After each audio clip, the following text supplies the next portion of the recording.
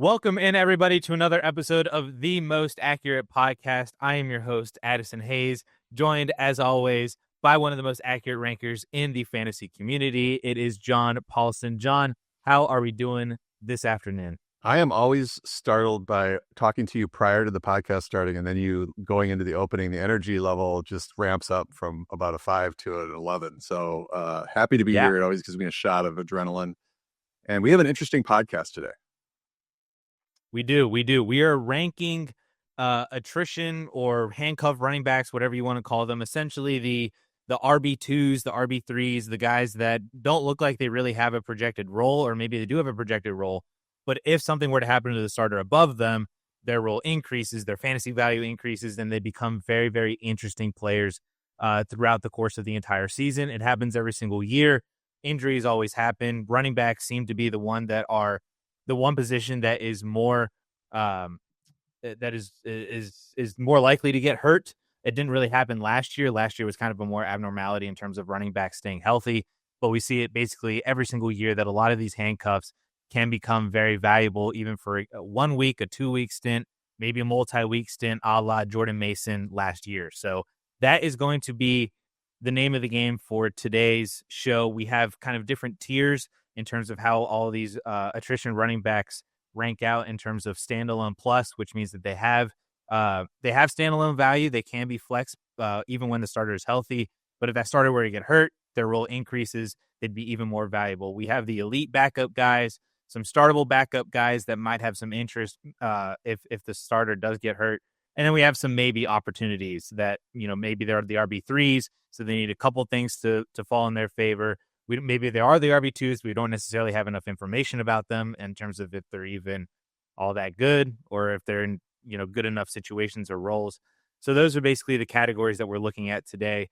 John, you wanted to run through kind of how you went through the rankings, or how we went through the ranking process for determining which players are even eligible, and then how they ultimately ended up getting ranked out here and fitting into each of one of these tiers. Yeah, and Addison, let me know if any of my factors change for you, or if you weight something more heavily. You can comment on that at the end. This is an important podcast, I think, because it's hard to reflect an RB2, RB3's value in the projections, because I am assuming basically the same number of played games for all the RB1s, except for a couple situations where guys are either significantly durable or significantly fragile, where I have to move them up or down to get them into a reasonable place in the projections to reflect that risk or stability. So some of these guys that we might say to draft might be ranked RB62 or RB70 or something, but they have upside from there that is significantly higher than a lot of the guys going ahead of them in drafts, or ahead of them in the projections rank, rather. So once you get your running back core together, and you might be taking a 0 RB approach, and this is a very important podcast discussion for you. If you're taking a hero RB approach and you are just sort of going to do RB2 by committee, this is a very important podcast discussion for you. And even if you are drafting 2 running backs early and you have your 2 guys, you want some upside on your bench, this is a way to do that late in drafts, because there are guys that are going very late. And I think that there's, in this sort of realm, there's a lot of market inefficiency in the 12th, 13th, 14th round and beyond, where there are guys that have a significant chance of posting RB2 numbers if there's just one injury ahead of them. And we see injuries like all the time. So at the running back position, especially. So factors are, number 1, weekly role usefulness if RB1 remains healthy. This may or may not be important to you based on your build. If you have, if you draft 2 running backs early, you may not be worried about having somebody that has a role, attrition back that has a role to start, because you won't be starting them anyway. But if you are in a 0 RB or a hero RB build, then this becomes more important, because you need somebody that's going to post 8 to 12 points a week as you're waiting for maybe an injury to happen. Number 2 is talent, ability to capitalize on the opportunity. You definitely want players that are good if you can get them. You don't want a bum necessarily, or somebody that we're just sort of, we don't know if they're any good. And this, a lot of these guys end up being very young. So, Addison being on the podcast you're hosting with his DLF background and dynasty background, very familiar with a lot of these youngsters and whether or not they are talented, if he likes them as prospects or not. The fragility of the running back one is the third factor. So, if the RB1 is a Christian McCaffrey, their backup is going to have a bit more value than if it's Derrick Henry backup. Both players might be exact same in talent, but you would rather have the guy playing behind Christian McCaffrey who's missed a lot of time in the last couple seasons, and that is the best indicator that we have. He's going to miss time in this season. And then lastly, and this is not necessarily part of the tiers that we're going to discuss initially, but I am going to go through my value rankings at the end. And that's like cost and ADP and the upside you're getting at that cost and ADP. And these are guys that I am targeting and would love to have, around 12 really and beyond. So those for me are the four factors. Do you have anything to add to that, Addison? No, I mean, that pretty much summed up the exact way that I was ranking. Cool.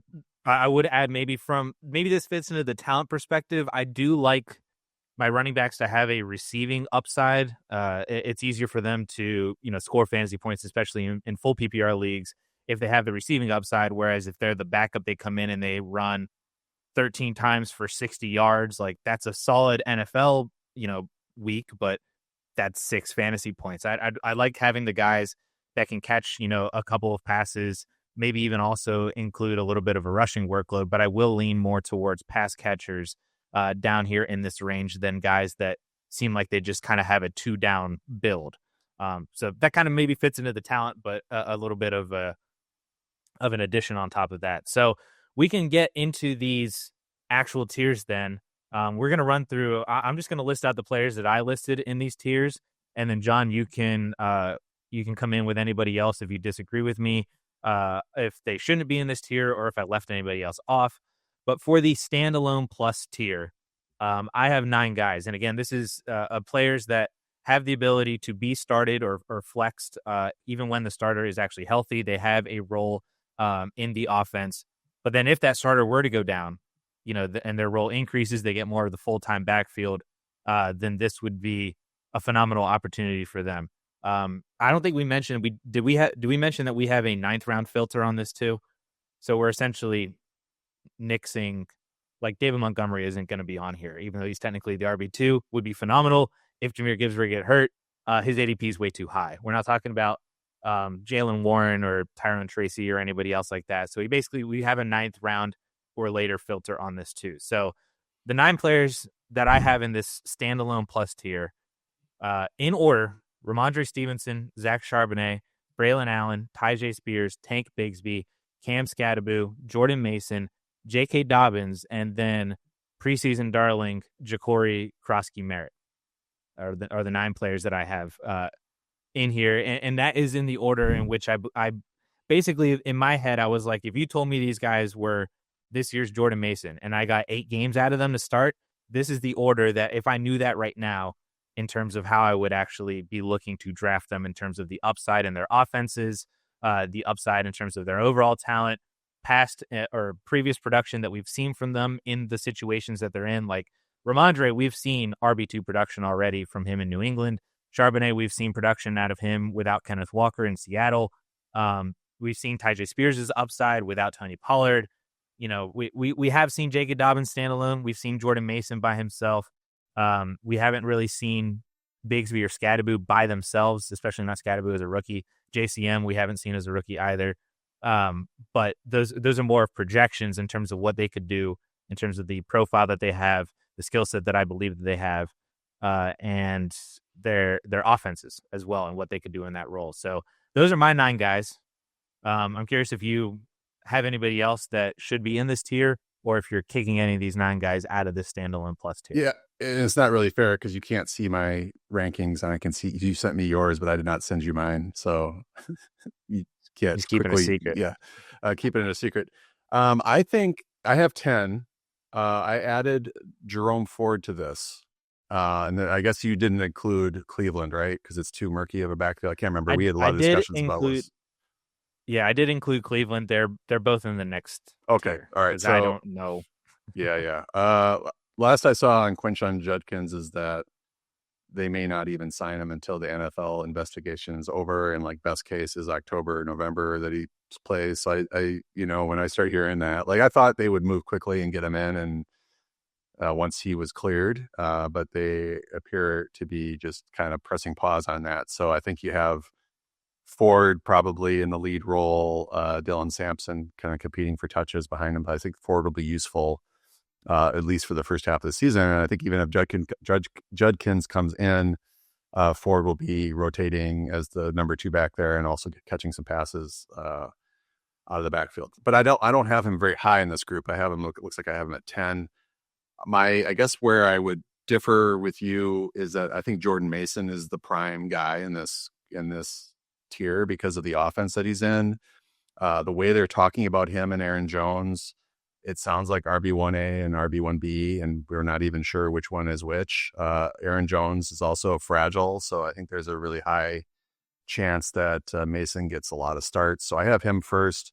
Zach Charbonnet, I have him at second. Braelon Allen at third. Dobbins at 4. And Dobbins, I think, ahead of Ramondre Stevenson, moved him up from your ranking.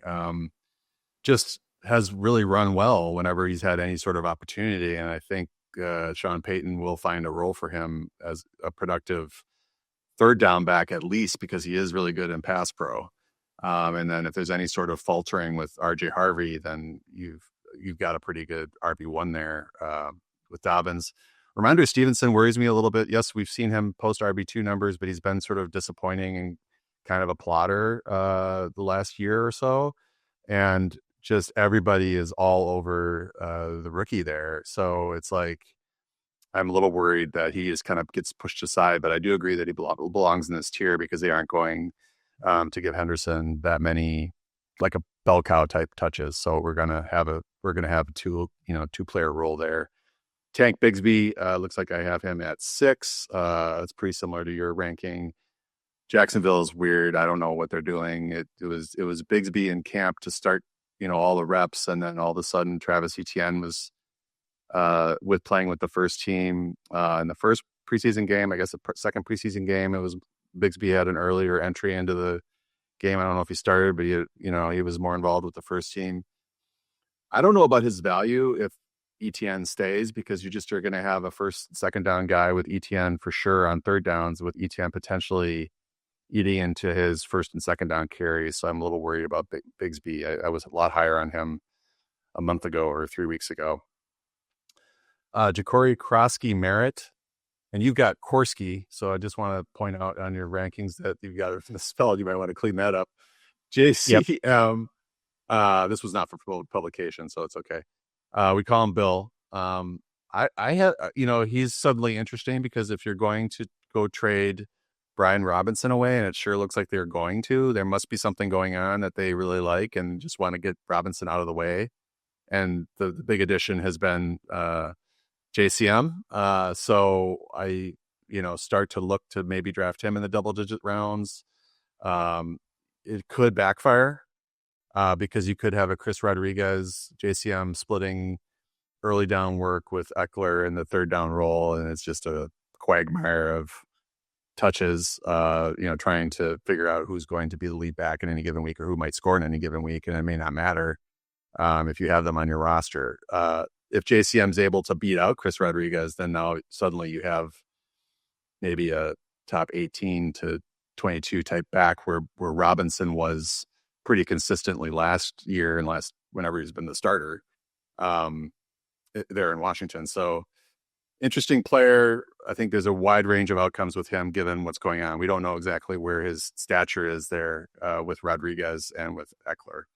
I moved Trey Benson up from elite handcuffs. I know you have him as the number 1 elite handcuff. I moved him up into standalone value. The way that they are talking about him this year is that if he takes a step forward that he's supposed to, RB1A, RB1B. Now, whether that comes to fruition, I don't know, because it has been the Connor show. But they are looking for Benson, and I think he's talented. They're looking for him to have a much bigger role. So I have him as a higher tier. Tyjae Spears, and then I mentioned and Tyjae Spears has got the high ankle sprain, so I have him at 9 versus 4. I don't know how available he's going to be in September, so that if you're not getting out, 2 to 4 games, it's going to be tough. But he could by midseason have a bigger role if something happens to Pollard, and then Ford at I think 10. So pretty similar groupings. I didn't include Scadaboo because I just don't know what's going on. Do you have Scadaboo in your rankings at all? I do have him in elite handcuffs. Elite handcuffs. Okay. I mean, I think he's good. And you're looking at his college numbers; they're amazing. He's not a good pass blocker. I did discover that today, but a great receiver out of the backfield. He had the number 2. I mean, we're getting into the next tier, but the number 2 rushing grade behind Ashton Genty, and I thought that he might just flat out beat out Tyrone Tracy, but the beat writer Jordan Run on there said that it's 100% Tracy right now, and then Scadaboo got that hamstring injury, so he's sort of behind the 8 ball in terms of taking over that job. But that's somebody who could eventually really eat into Tracy's workload. Yeah, I had Scadaboo in there just because I think that had he not gotten hurt, I think he would have been on a much better trajectory for eating into Tyrone Tracy's workload. And I think that maybe how you kind of view Trey Benson is kind of how I'm viewing Cam Scadaboo as a guy that's going to be a little bit more involved into the offense than how the offense looked last year. So I do have Scadaboo in there. And if Tracy were to get hurt, I think Scadaboo would do really well with the entire backfield, even on the Giants offense, which may not be all that great. I still think that he would do pretty well. Our main difference, I think, is on Jordan Mason and J.K. Dobbins. You had them higher than I did. I have them at 7 and 8. I think you had both. You had Mason number 1, and I think Dobbins was number 4. Top 5. Yeah. Okay. So the reason why I'm lower on them is, and this is because I knew we were going to have the discussion, so this is why I threw in, I like receiving upside, and I don't think either one of them offer all that much in the receiving game. Jordan Mason as a standalone option, with Aaron Jones healthy, he's not going to catch passes. Aaron Jones is a much better pass catcher. Jordan Mason was not used in that facility in any way, shape, or form last year with the Niners with Christian McCaffrey out. I had assumed maybe that they were going to try to put him in a similar role, and he got all the rushing work, but he didn't get any of the receiving work. So I don't know if that's just not Jordan Mason's game, and maybe that's how, the Vikings are also going to use him too, that Ty Chandler got a lot of rushing work, and then Aaron Jones got a lot of receiving work, and then Ty Chandler faded off. Now they want Jordan Mason in that role. Obviously, if Aaron Jones were to get hurt, which he has a propensity to do, then I think Mason could soak up an extra couple targets. But I think when you look at that offense too, and you're like, hey, I could either dump it off to Jordan Mason, or I could just find an always wide open Justin Jefferson, a mostly always open Jordan Addison, or a mostly always open TJ Hawkinson. Mason is at best the 4th option on that team for pass catching. Whereas Aaron Jones, I think, he might also be 4th best, but he becomes a lot more enticing because he's a much more explosive back out of the backfield and a better pass catcher. So that's why, I think Jordan Mason is one of the most overvalued draft picks in drafts right now. I think people are. I agree that he could be a standalone kind of guy, but I think that he just goes into a rushing workload where, like I said, he could be extremely efficient. He could have every single week. He could have 14 carries for 80 yards, and you get 8 fantasy points. That's solid, but I don't know if that's exactly what you want out of a 9th round pick, when you're passing on a Zach Charbonnet or a Tyler Warren or a Tucker Kraft or anybody like that just have way, way more upside. That's why I think Jordan Mason is overvalued. Dobbins is in a very similar range too. He's also a 9th round pick.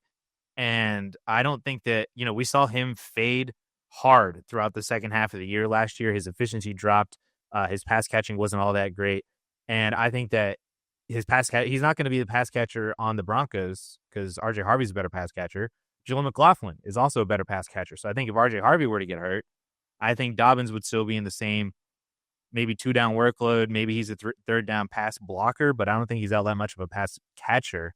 And they would have Jalen McLaughlin out there a little bit more to soak up some of the work that they lost from RJ Harvey if Harvey were to get hurt.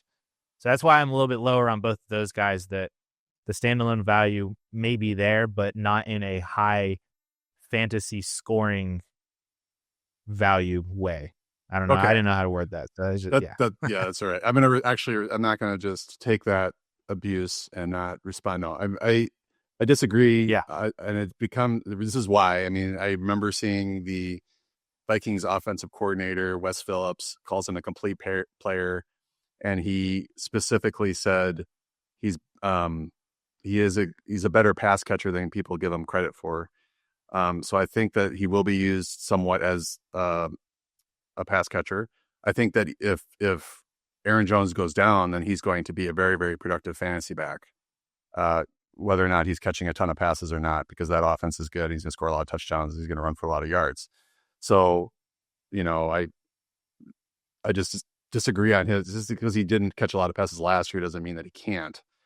We see that sure. from time to time from running backs. And then Dobbins did catch 32 passes last year in 13 games. That's 2.5 per game.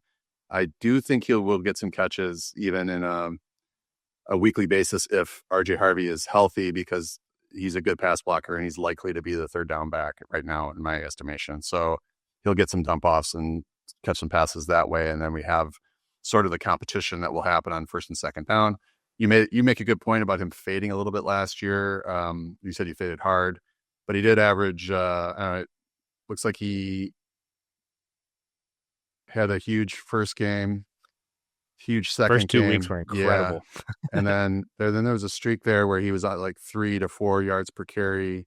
And then against Cleveland, he averaged 6 yards per carry. He had 3 games out of 4 where he averaged in the middle of the season where he was 5 yards per carry or above. So he had 3 good games before his injury. And one so-so game against Tennessee, 15 for 50. And then in the last 2 games, 19 for 76 and a touchdown, 18 for 63, so that's 4 yards a carry and 3.5 yards per carry for an overall 4.6 yards per carry.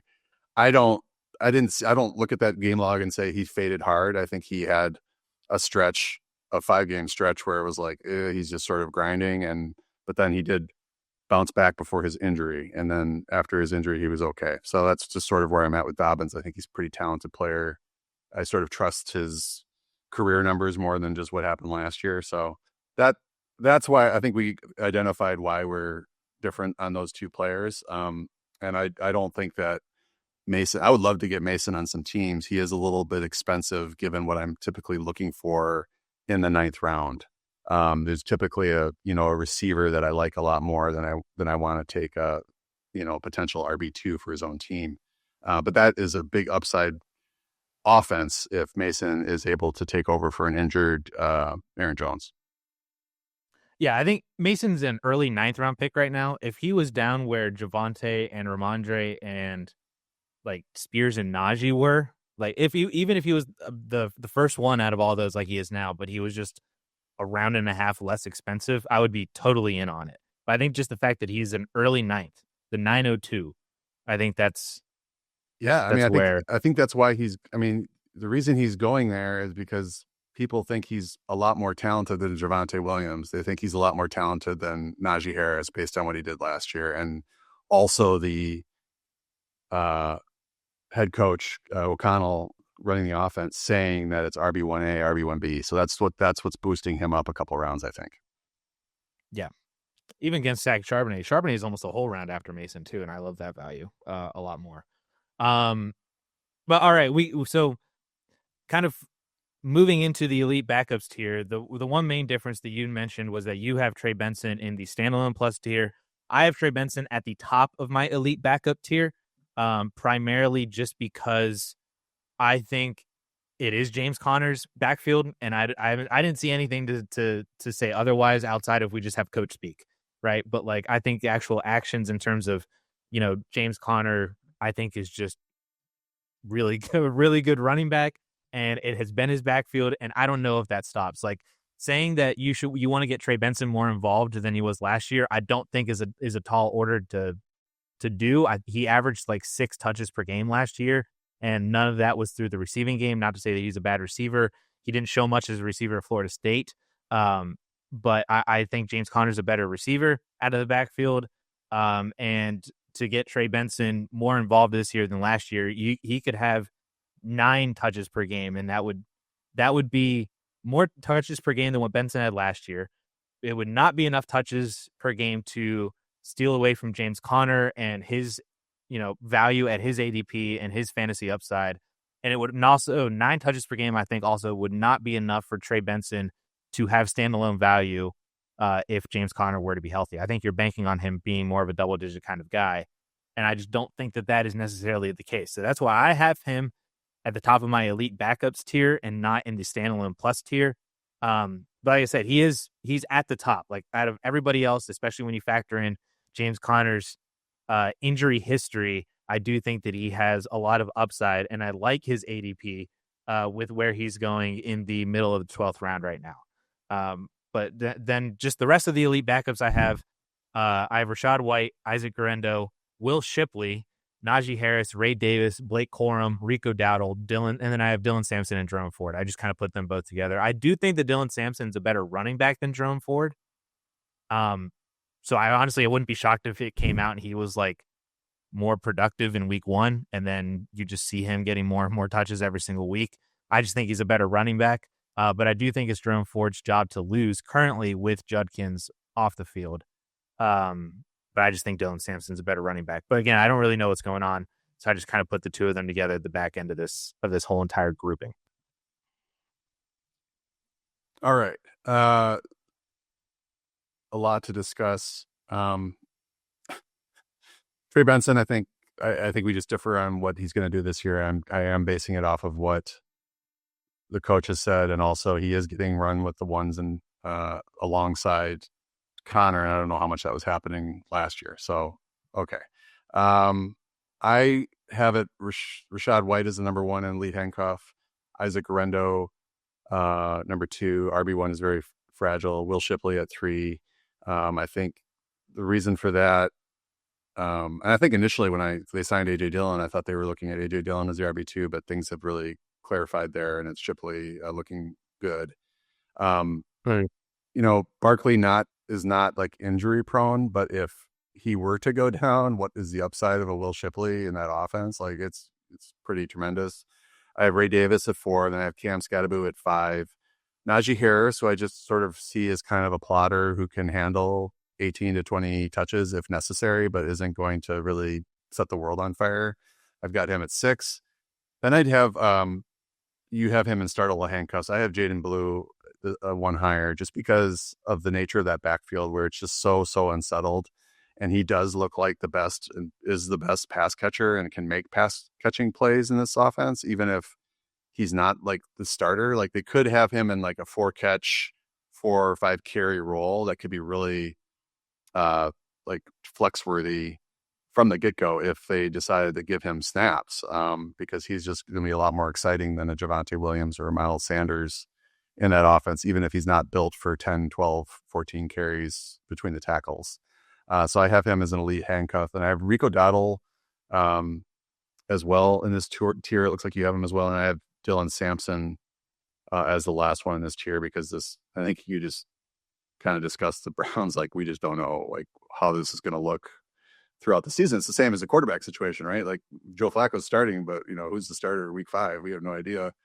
The only like person that I didn't include in this tier that you included in your tier, it looks like Blake Corum. And it's not that I don't think that I don't know if I would call him an elite handcuff. Given what's going on with Matthew Stafford, I think that's part of the issue. Like I think if Matthew Stafford is fully healthy, then I would probably be targeting. And I do have some Corum this year because he's going so late, but it does look like he's the RB2 there. But they do have they have another rookie, right? That has been Jarquez Hunter. Yeah, people are there's a little bit of buzz about him. So we're not 100% sure what's going to happen if there were a Kyron Williams injury.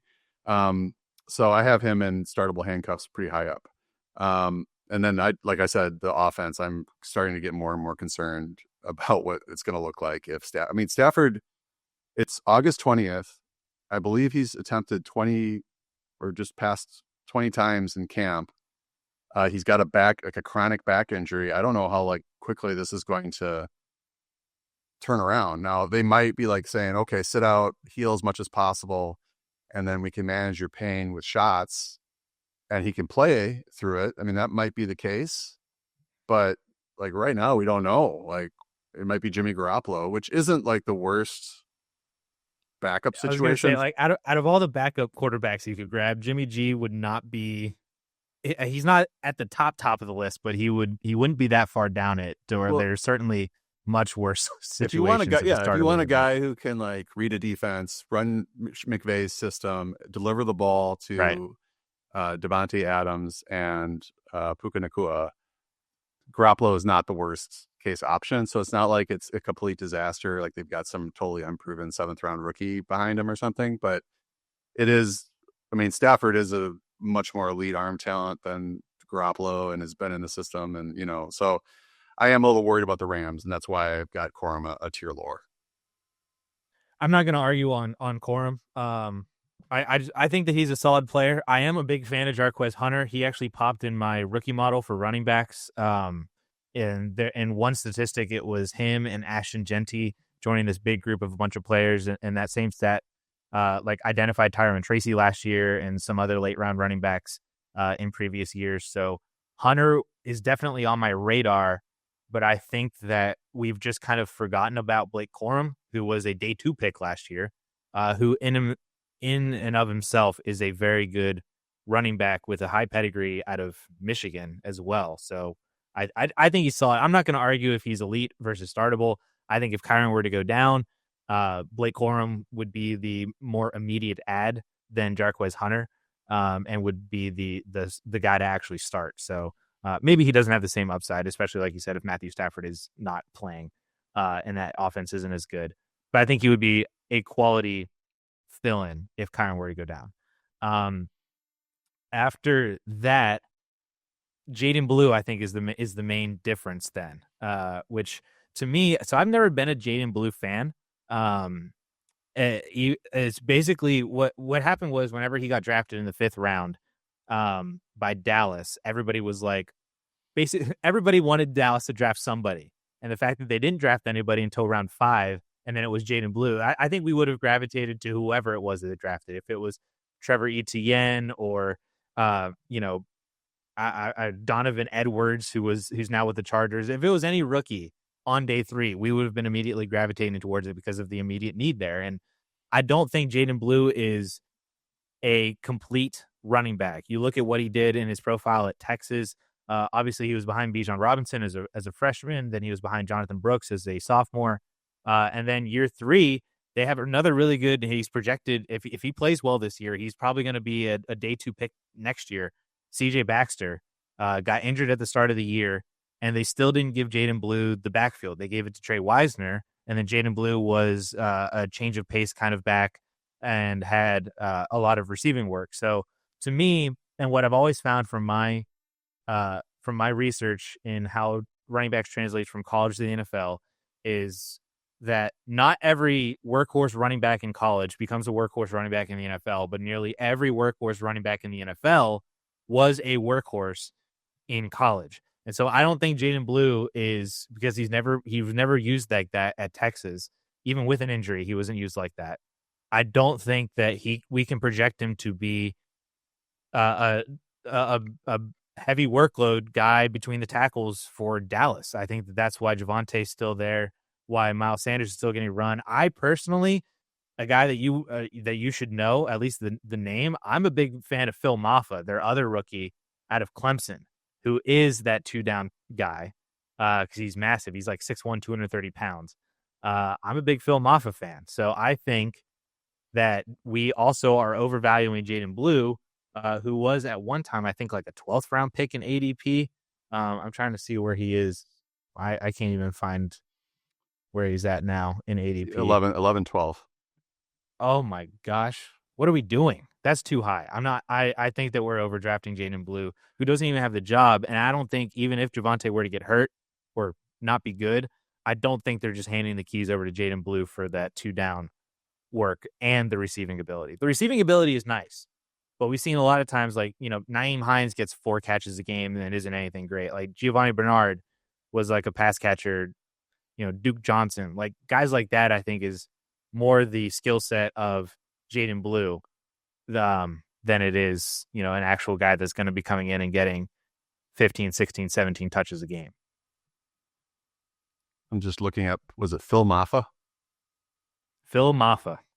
Clemson. 7th-round pick out of Clemson. 39th in Who rushing grade in this draft class. Jaydon Blue, 59th out of 138 eligible. we were bumping up Will Shipley. Maffa in his junior year when Shipley sophomore year, whichever every year that he shared with Shipley a couple years ago. Clemson ran Maffa ahead of Will Shipley in the year that they both were in the backfield together, and then Shipley left, and then Maffa was phenomenal last year. I shouldn't say phenomenal. Like he was like fine. He had like 1,000 or 1,100 yards, 9 touchdowns. Not a major pass catcher, but dude fits the 2-down workload way more. And I think that he's very similar to Chris Carson, who Schottenheimer gave a lot of run to in Seattle. So it's a Hail Mary. It's a full court shot on calling my shot on a running back, but people should know the name Phil Maffa. And if he ends up being a thing, you're welcome. Okay, so what I'm hearing is that you are not a Jaydon Blue guy.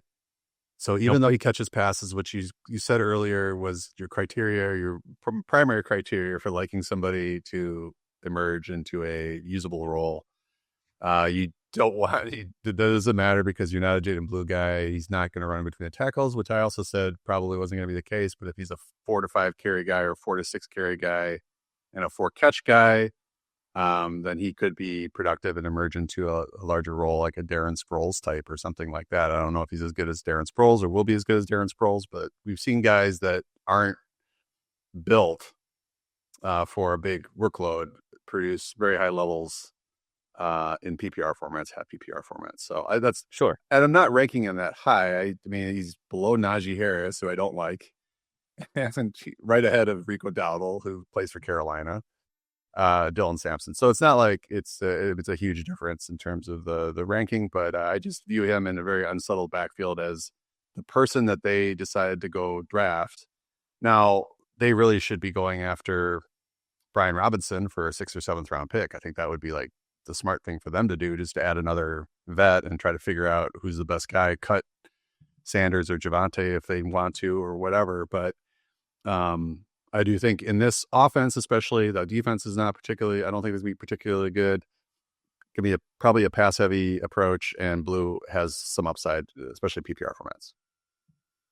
I got him in the startable category. Yeah. Near the top of the list of the startable category. Yeah. So like I'm not dismissing him. I don't think he's an elite kind of guy to where like we said, like if Saquon Barkley were to go down, and I don't want to understate this because I feel like we just kind of glossed over it a little bit, and I feel like the rest of the community is kind of glossing over it. If Saquon Barkley were to go down, which has happened a couple of times over the past few years, and then you got this curse of the 370 where it's like, oh, look at all these other running backs, like Christian McCaffrey the year after he did it, he got hurt. Then Derrick Henry the year after he did it, he got hurt, and then blah blah blah blah. So there's that on Saquon that maybe he can't sustain that workload 2 years in a row. You got the Madden curse, and this is all like subjective stuff that's not really predictive. But I'm just saying, like, if it were to happen, Will Shipley in that offense, behind that offensive line, would be tremendous. I honestly, I wouldn't be surprised if Saquon were to go down, you would have Will Shipley in your top 12 projected running backs for a few weeks there. Like, that's how good Will Shipley can be. And he's undrafted, 15th round. I think he's incredible. Yeah, 15th round isn't undrafted, but yeah, I get you. I'll talk about him in the value section. Oh, excellent. Yeah. All right, so should we move on to the startable category then? Yeah, startable handcuffs. Startable handcuffs. So again, these guys they're very solid handcuff running backs that maybe we're not necessarily sure about their talent. We're not sure about their offense.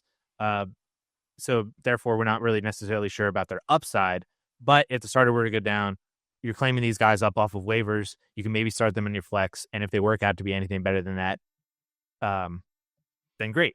The way that I have this tier ranked out, so I got DJ Giddens at the top, Ollie Gordon, then I have Jaydon Blue. I have both Texans running backs in Dameon Pierce and Woody Marks. I give the slight nod to Dameon Pierce right now just because he's the veteran, already knows the offense. We've seen his production on this same Texans team. That it has been good or bad, but we've seen at least good production out of Dameon Pierce, and we haven't seen it out of Woody Marks as a rookie. Keaton Mitchell behind Derrick Henry, Raheem Mostert, who is now behind Ashton Genty on the Raiders, and then I have Kareem Hunt, who we also saw have solid production last year with the Kansas City Chiefs, but is another year older. They added Elijah Mitchell. I don't know if Kareem Hunt is still the same guy that he was, or in the same situation he was last year if Isaiah Pacheco were to get hurt, but I think he would be solid in that Chiefs backfield. So those are the 7 or 8 guys that I have in the startable backups tier. And how do you view that one, John? DJ Giddens playing behind Jonathan Taylor, who's dealt with injuries. Looks like he's the clear RB2 there. Ollie Gordon outplaying Jalen Wright right now pretty significantly. I don't know that he's necessarily passed him, but seems to be on his way to passing him. He's going in the 24th round right now in ADP. I'm sure that's going to rise quickly. And the RB1 is injured. I mean, Achane has got a lower leg injury that we don't even know what the status of that is. So he should be, I would say, a priority at the end of drafts right now. I have Blake Corum here at 3. Keaton Mitchell, a little higher at 4. I just think that offense, I'm not sure that he would see as many touches as Derrick Henry does. I mean, I probably wouldn't. Yeah. He's not really built for that necessarily. Maybe it's more of a split, and then Justice Hill's role doesn't change a whole lot, but he gets a few more carries, and then Keaton takes the rest. So it might not be like a 1-for-1 there, and doesn't have as much upside as. But he had a couple, was it 2 years ago, at a really interesting preseason, and he's just been injured. And I think you had Taj Brooks in the maybe. It looks like Taj Brooks is the backup in Cincy. I know Samaje Perine's there. Perine probably will maybe be the third down back, but if there's an injury to Chase Brown, I don't think that they're going to want to run Perine 10, 15 times. It's just not his deal. And then they got rid of hopefully not. It should be Taj Brooks. they got rid of Zach Moss. So that's sort of an endorsement, right, for Brooks, I would think. We're kind of reading the tea leaves here. I agree. Dameon Pierce right now looks like he's back. He's sort of been rotating with Nick Chubb, even though Nick Chubb is looking like he is the RB1 in Houston. I'm happy for him. I'm rooting for him to have a kind of a comeback year. Really like the way he runs. Raheem Mostert, I agree. Kareem Hunt, just kind of your gross guys that might be able to get it done in 12 to 15 touches in a spot start here or there. And then it looks like you have him in maybe, but I think Kendry Miller, 18th round, RB1 is fragile. The problem here, I think he's probably the clear RB2 there in New Orleans. I know there's some discussion, but it looks like Miller, when I have done my recent searches, he's running pretty well. And he is somebody that could have a weekly role. The issue with New Orleans is that it's New Orleans and they don't have a quarterback. So I don't know, I don't want to be buying into any of this, but maybe the running game is better than expected, or maybe the quarterback is better than expected. And they can be instead of being last in the league in scoring, maybe 25th. And there is some, garbage time production available. It's probably going to go to Kamara, but he's also, been dinged up and is getting older. So I think there's some starts available in New Orleans, and Kendry Miller might get those. So that's where I'm at with startable handcuffs. I have Woody. Looks like I have Woody down in maybe something happens, because it does seem like he's the third guy right now in a bad rushing attack. Maybe he's got some pass catching work there. He because does. It's not Chubb's game, and Pierce is okay at it, but nothing spectacular. I mean, Chubb's a guy though that you can. It's like Derrick Henry. You can give him one screen pass a quarter, and something might happen. And that's Chubb in his prime, right? But so just take that with a grain of salt. So that's where I'm at with the startable handcuffs. Yeah, I can't really. A lot of this is kind of projection for a lot of these guys. I do have Kendry Miller at near the top. He's second in my maybe. He's a backup kind of guy, just because Devin Neal was a very, in my opinion, and I think a lot of other people's opinions, was a very highly regarded prospect. He didn't get drafted until day 3, and then he hasn't been able to practice at all with a hamstring injury. So I think he is returning to practice this week. I think he did earlier this week. So I Kendrick Miller has battled injuries for the past couple of years. I liked him a lot coming out of TCU too, but I also think Devin Neal might just have a little bit more juice, might be a little bit more of a complete back. And so if Devin Neal were to return from injury, I think we have question marks behind Alvin Kamara. I would love for Kendrick Miller to be the clear RB2. And I agree. I think that he is right now with Devin Neal's injuries, but I just don't know what that translates to in season if Devin Neal were to, kind of get healthy and more integrated into this offense. So that leads me into the maybe backup territory. This is a bunch of guys that they're looking like they're the team RB3s. Maybe they have the possibility to be a team RB2, depending on injuries ahead of them or potential cuts coming up in the next week or two. But essentially, I think we either just need more information, either about their situation or the players themselves, or they just need, an extra cookie to crumble, essentially, to get to relevancy here. But I have a laundry list of guys, and the way that I ranked them out was Bashal Tutin. I have Kendrick Miller in here. Emmanuel Wilson, who is the RB behind Josh Jacobs. Kyle Monangai, who is with the Chicago Bears, looks like he's potentially ahead of Roschon Johnson right now, and could even mess up DeAndre Swift, maybe. Miles Sanders in Dallas. Isaiah Davis is the RB3 in New York with the Jets. Taj Brooks, again, that was another conversation. You said that you have him in the startable. I would like to put him in the startable, but I also watched the Cincinnati Bengals put Samaje Perine in the Super Bowl ahead of Joe Mixon in a pass catching role. So I don't know. I don't know what they do and how they've used Samaje Perine, but it needs to be Taj Brooks, and I would love to vault him up a lot higher than this. But that's why I kind of have him in the maybes, because I don't know what's going on. Sean Tucker, RB3 in Tampa Bay. Jordan James, RB3 in San Francisco. Jarquez Hunter, RB3 with the Rams. Marshawn Lloyd, who should be the RB2 in Green Bay ahead of Emmanuel Wilson, but the dude just cannot stay healthy. And it's very, very frustrating because he was a really good prospect too, out of USC a couple years ago. Rashard Smith, the possible new Jerick McKinnon in the Kansas City Chiefs offense. And then I didn't involve, I think Chris Rodriguez should be in this tier. I did not have him on my list, but I think he should be, especially if they were to trade Brian Robinson. C-Rod could be very, very interesting early on, especially if Jacory Krosky-Merritt is not necessarily as ready as a rookie, though I think JCM has a lot more upside. And then I threw out this name. You said you didn't even know who this guy was, but I threw him out because I really liked him coming out of Syracuse in the 2025 draft. It's LaQuint Allen, who is getting some buzz out of Jaguars training camp. He was the second Jaguars rookie drafted in the 7th round out of Syracuse. Massive receiving producer. He had over 500 receiving yards in college last year, which I think it was just him and Cam Scadaboo who did that. He also had over 1,000 rushing yards. So he has the 2-down workload and the receiving skill set that if Travis Etienne were to be traded or get hurt again or anything like that, I think LaQuint Allen could make his name known in that situation. Though I think it would take a Travis Etienne trade or injury and either a Bigsby or a Tutin injury as well for Allen to really be relevant. But I think that he could be a name that people may not know now, but should know because I like him a lot. And I have been hearing positive buzz out of him from the Jags training camp. Yeah, he's probably going to end up on the practice squad as the RB4.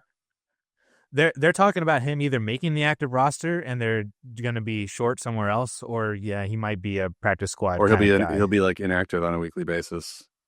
Maybe, if this roster stays as it is. Gotcha. Yeah. So I just sort of defer to you a bit on this because I just chuckle because excuse me, and there's nothing wrong with it, but guys that play Dynasty or anybody that plays Dynasty is so much more like into these rookies and these obscure rookies, and they love talking about these obscure rookies. And I focus only on redraft. I only play redraft. And so there's guys that like you're intimately familiar with. I don't watch a lot of college football either. And I feel like it helps me with redraft because I don't fall in love with a bunch of rookies or college players because they're killing other college players in the Senior Bowl or whatever, or some random SEC game. So I think on one hand it helps me, and then there are situations where I am a little slow to get into an Ollie Gordon, like trying to figure Yeah. out what his role is going to be. I was thinking up to a couple days ago that Jalen Wright was pretty much a lock for the RB2 job. So you really have to adjust when you start having evidence that when the RB3 is better than the RB2. So I've seen it a million times with dynasty folks where they're just like so high on these guys and then it doesn't pan out. But then the one time it does, they love it and they are very proud of it. We will let you know. Yeah, Yes. don't get me started on Damian Martinez as the RB3 in Seattle. When Kenneth Walker gets hurt, and then we got Damian Martinez being relevant potentially. Oh, I meant to running back out of Miami. I meant to mention Charbonnet with what's going on with Walker. It does seem like he's going to have, and I didn't comment on the standalone plus, but it looks like he's going to have a weekly role. He's running really well, and Walker can't stay healthy. So Charbonnet has become a very premier type standalone plus draft pick. But I have it Tootin, and this don't get too involved in my rankings here, but I have Tootin, Woody Marks, and then you did mention the Green Bay, and I just think for the last 3 years, people thought that Marshawn Lloyd was the backup because he was drafted and, was the backup for Josh Jacobs. And he should be the backup, dude. If he could stay healthy. Yeah. His body didn't beat him. You're saying he's better. You're saying he's better than Wilson, but availability is the issue. And he had this last preseason game. He had another good game. And then he pulled his hamstring. So it's so frustrating, dude. Wilson is not healthy either. They're pretty banged up, but I think Wilson came back to practice, and I don't know how much he played in that game, if he played at all. But to me, it seems like Wilson is the more durable one, and he is a good late round pick, unless you want to, roll the dice that Lloyd can finally, stay healthy. I'm seeing the same stuff with Monangai as you are. It seems to be the backup, but then Roshan Johnson sometimes getting goal line carries. I don't know. I took DeAndre Swift in a point per first down league this morning in the eighth round. It's a super flex, so he was pushed way down, and I'm hoping that he and Ben Johnson are friends again there in Chicago. Chris Rodriguez, I think, is a good call, so I've got him right with Monangai. Like, it's worth a dice roll because he is ahead of Bill right now. He did play ahead of him in the last preseason game. He did run well. I believe the Commanders cut him twice already in his career. So do they value him the same as they do Bill at this point, or are they just making Bill work for it? I don't know, but he is maybe in a not so much like some of these guys I don't know if I'd want in best ball because I'm like, oh, like the chances of them hitting are so low. But in a redraft league where you can cut bait, if they're the third or fourth running back week one and you think that they might be the starter, like a Rodriguez might fit in that category, then, it's a little more palatable. Miles Sanders, who knows what he has left. Isaiah Davis could have a role if one of those two guys ahead of him gets hurt. Sean Tucker, who I think is pretty talented, but buried right now. And I just have Jordan James, Jarquez Hunter, Brashad Smith, and LaQuint Allen, I think in the same order. I just basically copied your rankings because I don't have any strong. I know Jordan James has he had a really good rush grade. Yes. If I remember correctly. Yeah. He's really good out of Oregon. Fifth in rush grade last year. And then Damian Martinez is third. You mentioned him. But Jordan James has been injured, if I remember correctly. Yes. Well, every Niners running back except for Christian McCaffrey has been injured. So that's a statement right there. All right. Do you want me to go through my overall value list real quick? Yes. Yeah. Hit me with them.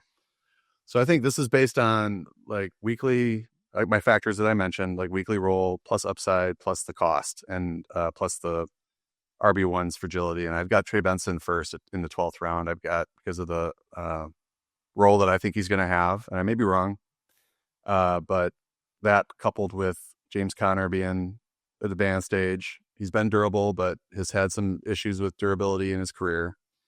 Braelon Allen, 12th round. I love that value. I might flip that too, draft to draft. Like I might take Braelon Allen if available, because I think he's certainly going to have a weekly role based on what's happening in camp. It does not look like Breece Hall is going to get a lot of touches. It's, and I think Breece Hall could still, just to comment on him, could still really deliver as a receiver, because they just don't have a whole lot other than Garrett Wilson.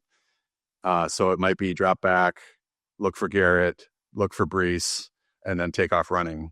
And that's the offense for Justin Fields. So just keep that in mind.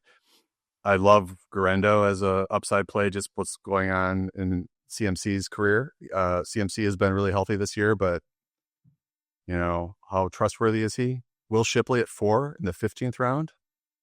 I love that call. And you're making a point about his Barkley's workload last year, and just the kind of the curses of that and everything. Like maybe there is an issue.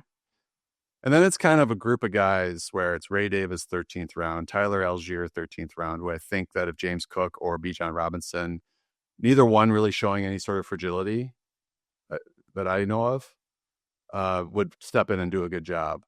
RB2 type numbers. We know Algier is pretty good. And then I've got Ollie Gordon, I think the 24th round ADP right now, given what's going on with Achane. That running game, pretty strong. If he is past Jalen Wright, he should be going a lot earlier, given what's happening with Achane. Giddens in the 18th, Rico Dowdle in the 15th, Keaton Mitchell 19th, Taj Brooks 20th, Blake Corum 17th, and Kendra Miller 18th round. I'm just giving you the ADP there. Just guys, I think that given how late they're going, they're pretty good plays, and that there might be a 20-30% chance that they draw like 4 starts. So that's where I'm at with that. I was going to ask you on the Ollie Gordon side, Jalen Wright is a 14th round ADP. Would you just take Ollie Gordon there? Yeah, I don't see why not right now. I think this is where we are seeing some market inefficiency, and I think people were doing what I was doing a week ago and assuming that Jalen Wright was the backup. I mean, I saw reports in OTAs saying that Jalen Wright was ready to go, had a great offseason, and was going to be on the field with Achane. And now I'm looking, and he's averaging 1.7 yards per carry.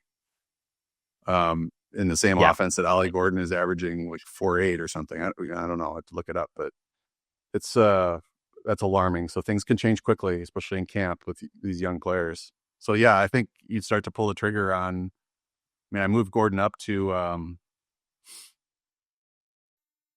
RB 53. So he's right below Brian Robinson, Rico Dowdle, Travis Etienne, right below Ray Davis. So yeah, I think he's a nice. I mean, obviously, if you can get him later, which you probably can, but if you want to start stacking up some of these upside chips, and collecting them and hoping that they pay off eventually, then 14th round is certainly justifiable. Yeah, if you just essentially just say, well, it's no longer Jalen Wright, it's Ollie Gordon. We're just going to swap those two and just plug in, especially with Devon Achane's current injury right now, makes it very, very interesting. The only other name I'll add, we didn't talk about him at all because if the assumption is that Brian Robinson is no longer going to be a Commander, technically Austin Eckler is the RB1 for the Commanders in ADP and on the depth chart, but he's a 12th round ADP right now. And I think that is asinine. So I think honestly the answer might be like, oh, they're trading B-Rob because of Ja'Cory Krosky-Merritt, and maybe Chris Rodriguez gets factored in here. But it's like Austin Eckler has the history of production. He's got the pass catching role. He was really, really good last year, and especially in games that Brian Robinson did not play. The answer for Washington's backfield, especially early on, might just be Austin Eckler with a 12th round ADP.